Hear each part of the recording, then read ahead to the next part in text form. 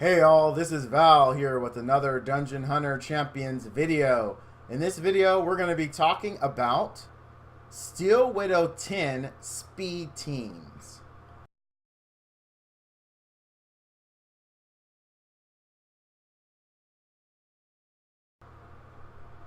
Now, you guys may have seen some Reddit posts, read in Discord, people are pulling off sub 1 minute speed teams, minute and a half teams. I mean, those are perfectly doable, and a lot of people are asking, how in the world in Steel Widow do people get those times? This video is going to cover the teams that I use. I don't get sub 1 minute. I've come close several times. Once I did get a 59-second. I haven't been able to repeat that though since, and it wasn't on camera, and we don't have a kind of a record that says best clear time, so unfortunately I can't show that. But I will show you what I have in the times I normally get. That was an anomaly, and I was like, holy crap, how did that even happen? So let's get into it. I'm gonna show you my team here. So how do people get it?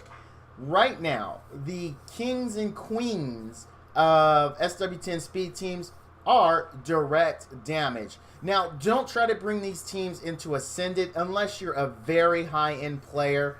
From what I understand, there are extremely top 30 people on energy spent who are able to actually burst down SW11. But for those of us mere mortals, when you're moving into Ascended, you have to rely on OGD. That's just how you get the job there. You basically get your OGD units and you protect them. That's how it goes. But we're not talking about Ascended, we're talking about SW10. So, my burst is going to be Alia, and I'm run 2, and the other is going to be Sigrun. Those are the two that get the job done. There are their stats. I do have a video on their gear if you want to check that out, but here are the stats for them. Now, I also bring in Xenia for the cooldown reduction and heal. She is the only healer. I don't have any cleanses, so I do have to burst the boss down, or the OGD will kill me if the fight goes too long. Also, I bring Manus, of course, because Manus is just everywhere, right? He is like the guy that just won't go away because he is that good. Now, lastly, we need a stripper. The best stripper. And I know I said I have Xenia, but I really don't count Xenia. She is not the greatest, most efficient stripper out there. I'll show you a comparison. I'll take Kiva out and I'll put in a different healer and you can actually see the difference. I haven't done this on video, but I thought about it as I'm shooting this, and I do want to show it. Hopefully I end up right, because Kiva is just hands down the better option. Her strip happens way more often. She's a really, really good unit. But that's the team that I use. Let's get into the actual run. I'm going to go to SW10. Here you can see the team. These guys are ready to go. I'm rocking Manus leader skill. And let's hit it. Oh, I'm out of gems. Yeah, I've been testing this particular build, and it's one of the more stable. I will be honest with you, though, because of the boss's OGD, sometimes this is not 100%.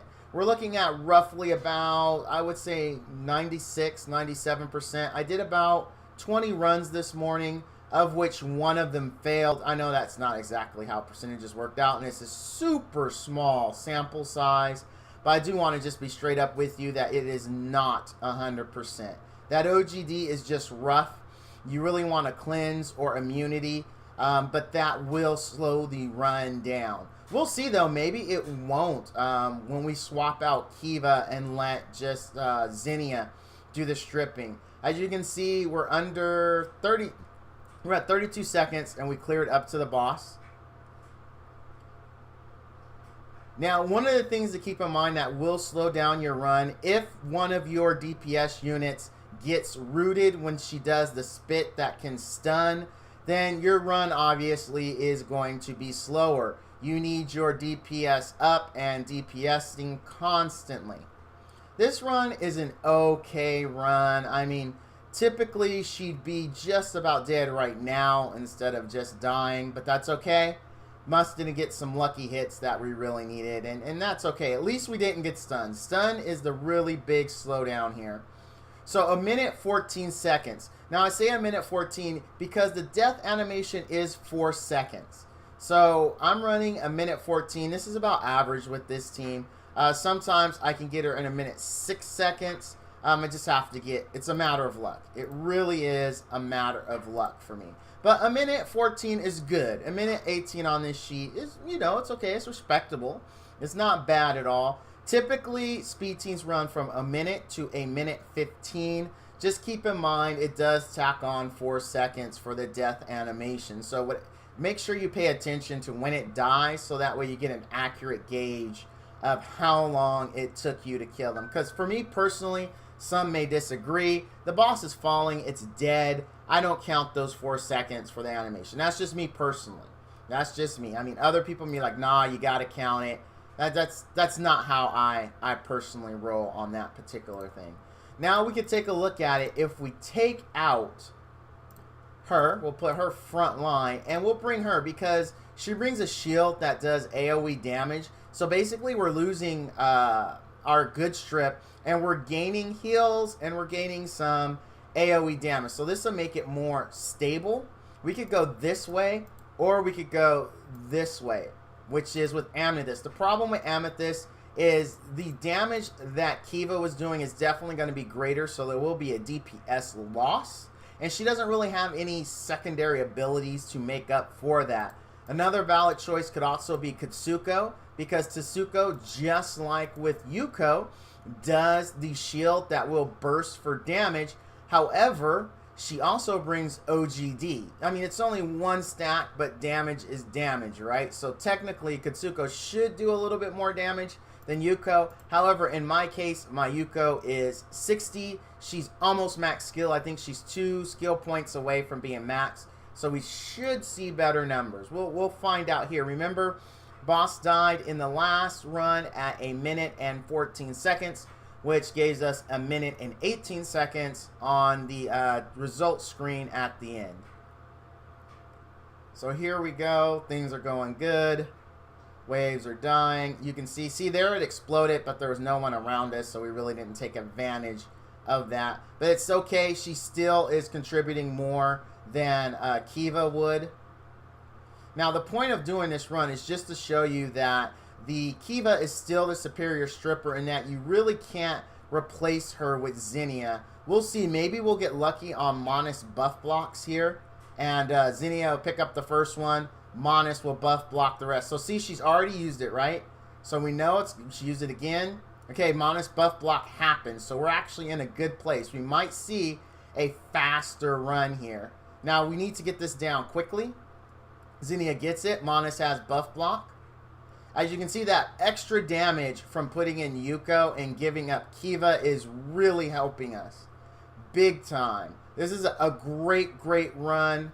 Boss dead at 1:04. You see how big of a deal it was replacing her and gaining more damage. So we're at 1:08. Now that is because Zinnia was on point and Monis was on point. Now, how stable this will be over several runs, I'm not sure. We've all seen Zinnia derp strips. We've all seen Monis derp buff blocks. However, Kiva never does any of those two things. She will always strip consistently, always and forever. However, we can't replace Zinnia with Kiva because of the cooldown reduction. Remember, we are trying to kill quickly. We do want to use our skills more often. Unfortunately, Kiva doesn't offer that, so Zinnia is actually going to be a mainstay. Any unit that reduces cooldown is going to be good in a speed team. You just need 2 really buff DPS units to burst the boss down while you're doing your work. Now, just like our ED10 pre-flight video, this was just a really quick video to answer the question of how are people accomplishing these times. You guys can check the video out if you're interested in my gear. I do have a gear video specifically just for my 6 stars. I plan on updating that about once every 2 to 3 months. Well, guys, thank you for watching. If you found the video helpful, Please remember to hit that like and subscribe button down below. That really helps me out. Gives me a little shot of, yeah, I got to keep doing these because people are excited about them. They like them. It really helps me out. It really helps me out. And it makes me feel good. I'm not going to lie. It makes me feel good. And as always, all you dudes and dudettes out there, stay frosty.